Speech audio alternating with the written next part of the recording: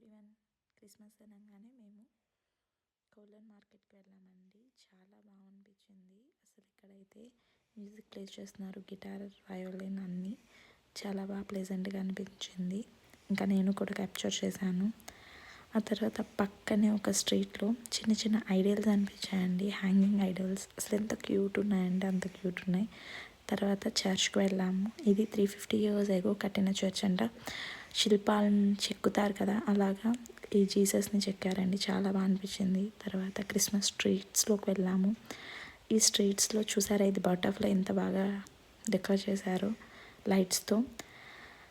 So అలా మీకోసం ఎలా ఉంటాయి క్రిస్మస్ స్టాల్స్ అనేది క్యాప్చర్ చేశాను.